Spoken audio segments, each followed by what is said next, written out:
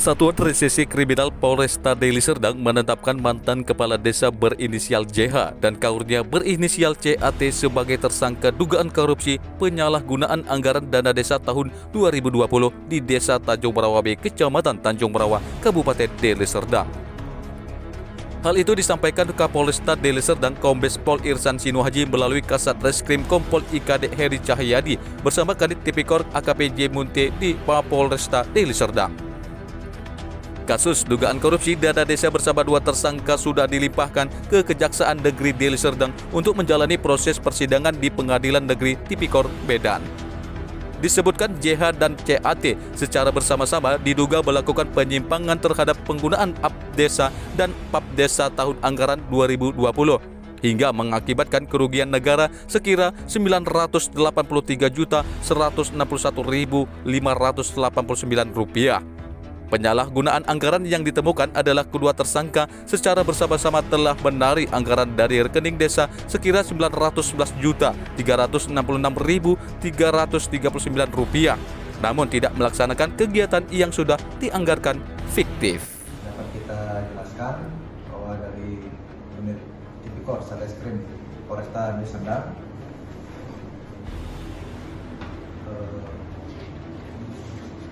akan melimpahkan dua orang tersangka inisial JH dan inisial CHT, di mana kedua tersangka ini melakukan tindak pidana dugaan melakukan tindak pidana korupsi sebagaimana diatur dalam pasal 2 ayat 1 junto pasal 18 sub pasal 3 junto pasal 18 dari Undang-Undang RI Nomor 31 Tahun 1999 sebagaimana diubah dengan Undang-Undang RI Nomor 20 Tahun 2001 tentang perubahan atas Undang-Undang RI Nomor 31 Tahun 1999 tentang pemberantasan tindak pidana korupsi junto pasal 55 ayat 1 ke 1 dari KUHP pidana. Sebagaimana di dalam pasal tersebut yang berbunyi setiap orang yang dengan secara melawan hukum melakukan perbuatan memperkaya diri sendiri atau orang lain atau suatu korporasi yang dapat merugikan keuangan negara atau perekonomian negara, di mana berdasarkan hasil penyidikan yang kami lakukan terhadap tersangka melakukan korupsi yang terjadi di Desa Tanjung Merawa B, Kecamatan Tanjung Merawa, di mana untuk kerugian yang ditimbulkan berdasarkan hasil audit yaitu sebesar Rp983.161.589